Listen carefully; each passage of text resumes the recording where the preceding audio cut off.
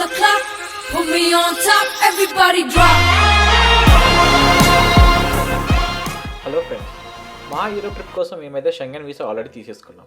So ఈ షెంగన్ వీసాతో మనం మొత్తం 29 కంట్రీస్ విజిట్ చేయొచ్చు. కానీ మేము ఈసారి ఓన్లీ 3 కంట్రీస్ని ప్లాన్ చేసుకున్నాం. అది ఫ్రాన్స్, స్విస్ అండ్ ఇటలీ. 3 పక్కనే ఉంటాయి. మేము న్యూయార్క్లో ఉంటాం కాబట్టి డైరెక్ట్ ఫ్లైట్ మాకు 7 అవర్సే ఉంటుంది.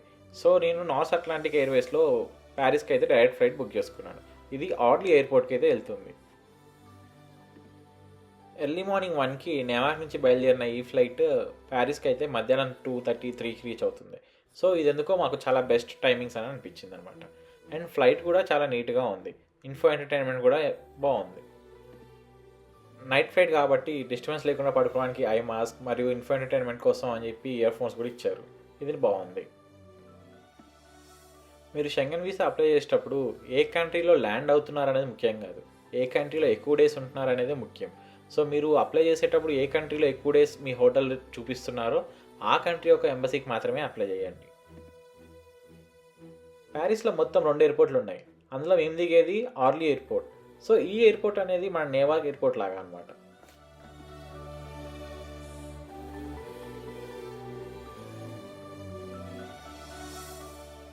ప్యారిస్లో ల్యాండ్ అయ్యాక ఇమిగ్రేషన్కి వాళ్ళు అడిగే main question any days of visit and return tickets ఉన్నాయా, అండ్ ఆ రిటర్న్ టికెట్స్ హ్యాండీగా పెట్టుకోండి, ఎందుకంటే వాళ్ళు అడుగుతారు కాబట్టి. మేము ప్యారిస్లో దిగేసరికి మా కోసం క్యాబ్ డ్రైవర్ వెయిట్ చేస్తుండే. సో బయటికి రాగానే పికప్ చేసుకొని మమ్మల్ని హోటల్కి అయితే తీసుకుపోయాడు. సో ఎయిర్పోర్ట్ నుంచి మాకు హోటల్ అరౌండ్ 40 మినిట్స్ పట్టింది అనమాట. ఇంకా క్యాబ్ డ్రైవర్ని మొత్తం ప్యారిస్లో ఎలా ఉంటుంది, ఎలా తిరగాలి, ఒక చోటు నుంచి ఒక చోటుకి వెళ్ళడానికి ఎలా ఈజీ అని చెప్పి అడిగాము. ఏమన్నా క్యాబ్ ప్రొవైడ్ చేస్తాడా అని కూడా అడిగాము. కానీ వాడు చెప్పిన రేటు మాత్రం ఆకాశాన్ని అంటుతుండే. సో దాని బదులు వేరే ఆప్షన్ చెప్పమంటే మెట్రో కార్డ్ తీసుకోమని చెప్పాడు వాడే. ఆ మెట్రో కార్డ్ తీసుకుంటే చాలా ఈజీ అండ్ మెట్రో అనేవి రాత్రి వరకు అవైలబుల్ ఉంటాయని చెప్పాడు. ప్యారిస్లో మేము దిగిన రోజు మాత్రం ఫుల్ ట్రాఫిక్ ఉండే. ఎందుకో ఏమో సాటర్డే అయినా కానీ ఫుల్ ట్రాఫిక్ ఉంది ఆ రోజు. నాకు మాత్రం ఇక్కడ ఉన్న ట్రాఫిక్, ఆ ట్రాఫిక్లో అందరు నడిపే విధానము, మధ్య మధ్యలో బైక్స్ దూరే విధానము, ఇవన్నీ చూస్తే హైదరాబాదే గుర్తొచ్చింది.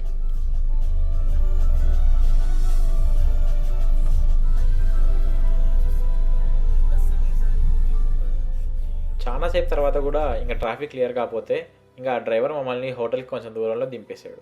సో అక్కడి నుంచి మా బ్యాగ్స్ పట్టుకొని హోటల్కి అయితే మేము నడుచుకుంటూ వెళ్ళిపోదాం అనుకున్నాం. ఆ పైన కనిపిస్తుంది చూడండి, అదే మా హోటల్. హోటల్కి రీచ్ అయిపోయి ఫ్రెష్ అయితే అయిపోయాము. సో ఇవాళ ఫస్ట్ డే, రీచింగ్ డే కాబట్టి దగ్గరలో ఏమున్నాయి అండ్ ప్యారిస్ ఎలా ఉందో చూడాలని ఫిక్స్ అయిపోయాము. డే 1కి రెడీ అయిపోయాము. సో ప్యారిస్లో ఎప్పుడైనా వెళ్ళేటప్పుడు ఇలాంటి ఒక బ్యాగ్ అయితే క్యారీ చేయండి. ఇందులోనే మీ పాస్పోర్ట్స్, మనీ, ఏమున్నా ఇంపార్టెంట్ థింగ్స్ ఇలా పెట్టుకొని లోపల వేసేసుకొని పైన షర్ట్ లేదంటే ఏదైనా జాకెట్ వేసేసుకుంటే ఈజీ ఉంటుంది అనమాట అది. సో ఇది ఒక సజెషన్ మాకు చాలామంది చెప్పారు. ఇంకా ఈవినింగ్ కల్లా ఫ్రెష్ అయిపోయి బయటికి అయితే వచ్చేసాము. పక్కనే ట్రైన్ స్టేషన్ ఉందని చెప్పా కదా, చూడండి ఇదే ఒక పెద్ద ప్యాలెస్ లాగా ఉంది ట్రైన్ స్టేషన్. దీని చుట్టూ బిల్డింగ్స్, ఇదంతా కొంచెం ప్యారిస్ అండ్ యూరోపియన్ కల్చర్ లాగా అనిపిస్తుంది ఇక్కడ. So Europe trip started with a good vibe. మా హోటల్కి దగ్గరలోనే జూలై కాలన్ డి జూలియట్ ఉంటుంటే అక్కడికి వెళ్ళి కాసేపు అక్కడ వైబ్ ఎంజాయ్ చేసామన్నమాట. అక్కడ అందరు బాగా చిల్ అవుతున్నారు. కాసేపు అక్కడ కూర్చొని టైంపాస్ చేసుకొని ఇంకా పక్కనే ఉన్న సియన్ రివర్ దగ్గరికి వెళ్ళి ఒక బ్రిడ్జ్ ఎక్కి కాసేపు సియన్ రివర్ మరియు సన్సెట్ని ఎంజాయ్ చేసాం. ఇది సమ్మర్ కదా, సో డేస్ అనేవి చాలా లాంగ్ ఉంటాయి. ఎంతసేపు అని చెప్పి ఇక్కడే ఉంటామని చెప్పి అసలు మెట్రో ఎలా ఉంటుంది, మెట్రో తీసుకొని ఎట్లా వెళ్ళొచ్చో చూద్దామని చెప్పి వెళ్ళాం. సో ఎంట్రన్స్లో టికెట్ తీసుకుందామని చెప్పి కౌంటర్లో ఉన్నామని అడిగామన్నమాట. ఆమె మాకేం సజెస్ట్ చేసిందంటే ఈ కార్డ్ తీసుకుంటే మీకు 9 ఇయర్స్ వరకు వ్యాలిడిటీ ఉంటుంది అండ్ ఈ కార్డ్ €2 మాత్రమే. దీన్ని రీఛార్జ్ చేసుకొని మీరు ట్రావెల్ చేయొచ్చు ఏ మెట్రోలో అండ్ ప్రతి ట్రావెలింగ్కి మీకు 10% ఆఫ్ కూడా వస్తుందని చెప్పి దాని యొక్క అడ్వాంటేజ్ చెప్పిందనమాట. సో మాకైతే ఇదే కొంచెం బెస్ట్ అనిపించింది, ఎందుకంటే మేము 2 డేస్ ట్రావెల్ చేయాలి కాబట్టి. సో అందుకని మేమైతే మెట్రో కార్డ్ తీసుకున్నాం. ప్యారిస్లో ఇంగ్లీష్ మాట్లాడే వాళ్ళు చాలా తక్కువ మంది ఉంటారు, మీకు ఎక్కడో రేర్గా కనిపిస్తారు అనమాట. సో మ్యాక్సిమం ఎవరినన్నా ఏమైనా అడగాలంటే కొంచెం ఇబ్బందే. అలా మెట్రో దిగి బయటికి రాగానే ఎదురుగా ఈఫిల్ టవర్ అయితే కనిపించింది. ఈ ఈఫిల్ టవర్ చుట్టూ చాలా మెట్రో పాయింట్స్ ఉంటాయి. సో మీరు మ్యాక్సిమం ఒక 3-4 మెట్రో పాయింట్స్లో ఎక్కడ దిగినా ఈఫిల్ టవర్కి అయితే రావచ్చు. సో మేము వచ్చిన రోజు కాబట్టి ఇవాళ జస్ట్ ఈఫిల్ టవర్ ఎలా ఉంటుందో దూరం చూసి వెళ్ళిపోదామని చెప్పి వచ్చేసాము. సో నెక్స్ట్ డే మళ్ళీ మేము ఈఫిల్ టవర్ దగ్గర నుంచి చూడడం అండ్ ఈఫిల్ టవర్ ఎక్కడం 2 జరుగుతాయి. ఇక్కడ చాలామంది మంచిగా ప్రపోజల్స్, కొంతమంది పాటలు పాడడం అలా ఎంజాయ్ చేస్తూ ఉన్నారు.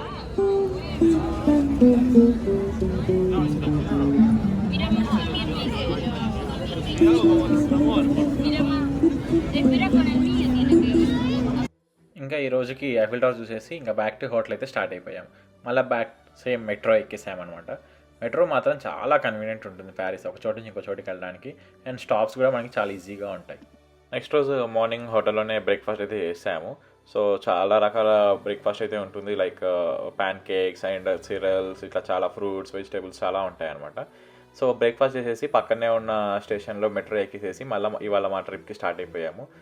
ఇవాళ మేము hop on hop off bus, Arc de Triomphe and Eiffel Tower tickets అయితే ముందే బుక్ చేసుకున్నాము. అలానే సన్సెట్ అప్పుడు సియన్ రివర్ క్రూజ్ కూడా బుక్ చేసుకున్నాం అనమాట. ఈ hop on hop off bus అనేది మనం ఐఫిల్ టవర్ దగ్గరికి వచ్చే ఎక్కాలి, మెయిన్ స్టాప్ అక్కడే ఉంటుంది. సో ఇది ప్యారిస్లో మ్యాక్సిమం మేజర్ స్పాట్స్ అన్నీ తిరుగుతూ ఉంటుందన్నమాట. సో మనం ఎప్పుడైనా ఎక్కచ్చు, ఎప్పుడైనా దిగొచ్చు, ఎక్కడైనా ఎక్కచ్చు, ఎక్కడైనా దిగొచ్చు. అండ్ దీంట్లో ఒక ఫెసిలిటీ ఏంటంటే ఇందులో గైడ్ కూడా ఉంటుంది. ఇంకోటి ఇట్లా ఒక డివైస్ ఉంటుంది, దానికి ఇయర్ ఫోన్స్ కూడా వాళ్ళే ఇస్తారు. ఇయర్ ఫోన్స్ పెట్టుకొని ఛానల్ మార్చుకుంటే వేరియస్ లాంగ్వేజెస్లో గైడ్ ఉంటుందన్నమాట. సో మనం వెళ్ళే ప్లేస్ బట్టి అక్కడ ఏముంది, ఏదేది చూడొచ్చు అని కూడా ఉంటుంది. ఒకవేళ hop on hop off bus లేకపోతే లోకల్ బస్సెస్ కూడా ఉంటాయి అనమాట. లోకల్ బస్సెస్ కూడా మ్యాక్సిమం తిరుగుతూ ఉంటాయి. ఇవ్వండి, మేము వెళ్ళే రూట్లోనే లోకల్ బస్సెస్ కూడా తిరుగుతూ ఉంటాయి. కాకపోతే మనకి తెలియాలన్నమాట ఏ బస్ ఎక్కితే ఎటు వెళ్తాము అనేది. ఫస్ట్ మనం వచ్చిన ప్లేస్ డెస్ ఇన్వాలిడ్స్. సో ఇది మనం సౌత్ సైడ్ అయితే ఉన్నాం అనమాట. దీనికి నార్త్ సైడ్ ఒలింపిక్స్ కోసం స్టాండ్స్ అయితే రెడీగా ఉన్నాయి. అండ్ నార్త్ సైడ్ ఉన్న బిల్డింగ్స్ మొత్తం అప్పట్లో ఆర్మీ వాళ్ళు ఎవరైనా ఇంజూర్డ్ అయిన వాళ్ళ కోసం అని చెప్పి ఉంది.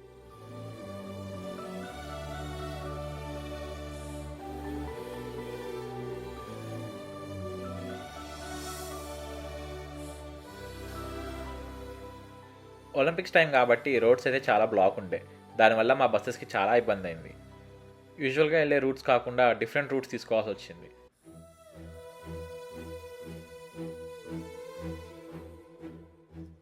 మేమైతే లోవర్ మ్యూజియం దగ్గర ఒక చిన్న బ్రేక్ అయితే తీసుకున్నాం.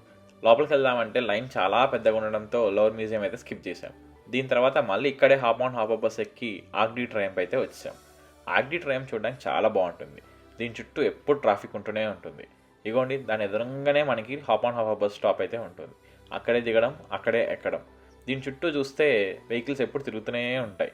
ఇది చూడగానే ఒక సూపర్ ఇంటర్నేషనల్ హాలీవుడ్ మూవీ గుర్తొచ్చింది. అదేంటో నేను చెప్పేయండి మీరు.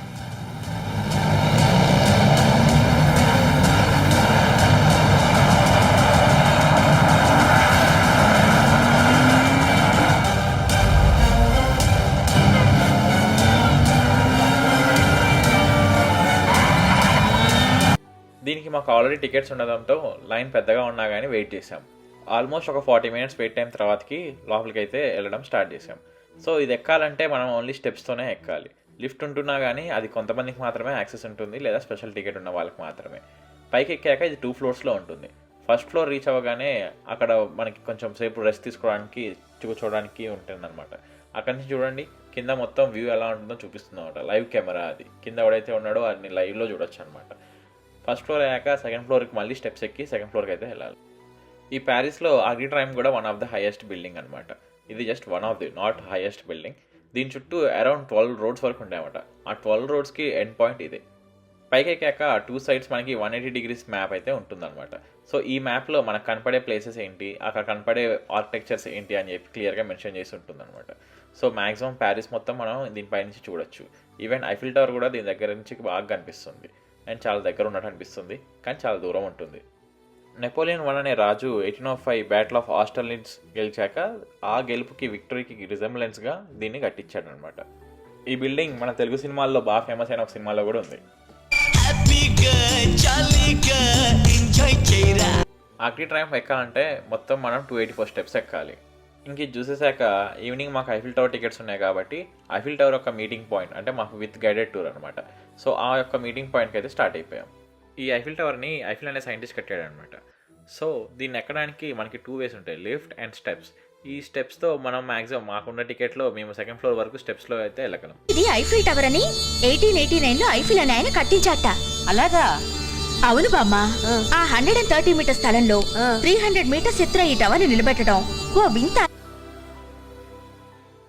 ఇంకా మేము మా టికెట్స్ అయితే కలెక్ట్ చేసుకొని స్టెప్స్ ఎక్కడం అయితే స్టార్ట్ చేసామన్నమాట. సో మేము ఈ ఐఫిల్ టవర్ని ఫస్ట్ సెకండ్ ఫ్లోర్ అయితే స్టెప్స్ మీద వెళ్తున్నాము. సెకండ్ ఫ్లోర్ నుంచి టాప్ ఫ్లోర్కి అయితే లిఫ్ట్ అవైలబుల్ ఉంటుందన్నమాట. సో కొంతమందికి స్పెషల్ టికెట్ వాళ్ళకి మాత్రం గ్రౌండ్ ఫ్లోర్ నుంచే లిఫ్ట్ అవైలబిలిటీ ఉంటుంది పై వరకు. వాళ్ళు కావాలంటే ఫస్ట్ ఫ్లోర్ సెకండ్ ఫ్లోర్లో కూడా దిగొచ్చు అనమాట. కానీ లిఫ్ట్కి చాలా వెయిట్ టైం ఉంటుంది, కొంచెం లైన్స్ కూడా ఉంటాయి అనమాట. సో మేము స్టెప్స్ ఎక్కడ స్టార్ట్ చేసాం, ఫస్ట్ ఫ్లోర్కి ఎక్కేసరికి మాకు చాలా ఓపిక అయిపోయింది. అండ్ సెకండ్ ఫ్లోర్కి వెళ్ళేసరికి ఇంకా అంతే. సో ప్రతి ఫ్లోర్లో రిలాక్స్ అవ్వడానికి హోటల్స్ ఉంటాయి, ఫుడ్ కూడా అవైలబిలిటీ ఉంటుంది అనమాట. ఇంకా ఇప్పుడు కొంచెం స్టెప్స్ కొంచెం బ్రాడ్గా ఉన్నాయి, కానీ ఒకప్పుడు స్టెప్స్ చూడండి ఎట్లా ఉండేయో, అంత చిన్నగా ఉండేయట స్టెప్స్. ఫస్ట్ ఫ్లోర్కి వచ్చాక మనకి కొంచెం వ్యూ చూడడానికి అని చెప్పి కింద మొత్తం గ్లాస్ ఉండి ఒక పాయింట్లో ఆ కింద మొత్తం ఓపెన్ ఉంటుంది అనమాట. ఫస్ట్లో కొంచెం భయం వేసిన, తర్వాతకి దాని మీద నడవడానికి కొంచెం చాలా ఎక్సైటింగ్గా ఇంట్రెస్టింగ్గా అనిపించింది. కొన్ని ప్లేసెస్లో గ్లాస్ కింద నెట్స్ ఉంటున్నాయి, కొన్ని ప్లేసెస్లో మాత్రం గ్లాస్ కింద నెట్స్ లేవు. సో నెట్స్ లేని ప్లేస్కి వెళ్ళి మీరు నిల్చుంటే మాత్రం చాలా భయం వేస్తుంది అనమాట. ఇంకా మేము సెకండ్ ఫ్లోర్ రీచ్ అయ్యాక కాసేపు బ్రేక్ తీసుకొని చుట్టూ ప్యారిస్ మొత్తం చూసేసి, ఇది చాలా టాల్ కదా సో ప్యారిస్ మొత్తం కనిపిస్తుంది అనమాట. కాస్త రెస్టారెంట్లో ఏమైనా తాగేసేసి మళ్ళీ మేము పైకి వెళ్ళడానికి లైన్లో అయితే నిలబడ్డాము. సో సెకండ్ ఫ్లోర్ నుంచి లిఫ్ట్లో వెళ్ళాము అనమాట మేము టాప్ ఫ్లోర్కి. సో దానికి కూడా చాలా పెద్ద లైన్ ఉంటుంది. థర్డ్ ఫ్లోర్లో మీకు సైంటిస్ట్ ఐఫిల్ యొక్క రూమ్ కూడా ఉంటుందన్నమాట. మీకు తెలుసా అసలు అయితే ఈ ఐఫిల్ టవర్ని కన్స్ట్రక్ట్ చేసిన 20 years తర్వాత డిమాలిష్ చేసేయాలి. కానీ ఇది ఇంకా ఎందుకుందో తెలుసా, దీన్ని డిమాలిష్ చేయకుండా ఉండడానికి అని చెప్పి సైంటిస్ట్ ఐఫిల్ అనే అతను అప్పట్లో దీనిపైన ఒక యాంటీనాని ఇన్సర్ట్ చేసి రేడియో స్టేషన్గా యూజ్ చేశాడు. కానీ అది వరల్డ్ వార్స్ అప్పుడు చాలా బాగా యూస్ఫుల్ అయిందనమాట.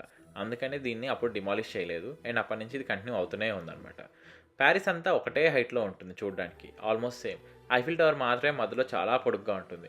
అందుకే అప్పట్లో దీని లోకల్ పీపుల్, అంటే ప్యారిస్లో ఉన్న లోకల్ పీపుల్ నుంచి కూడా దీన్ని డిమాలిష్ చేయాలని చెప్పి అంటుండే. కానీ ఇప్పుడు చూడండి, ఈ ఐఫిల్ టవరే ప్యారిస్కి మెయిన్ టూరిజం పాయింట్ అనమాట. ఎంట్రన్స్ టికెట్ ఉన్నాగా అని చెప్పి చాలామంది జనాలు దీనికి విజిటర్స్ వస్తూ ఉంటారనమాట. దానివల్ల ప్యారిస్కి ఎంత రెవెన్యూ జనరేట్ అవుతుందో చూడండి.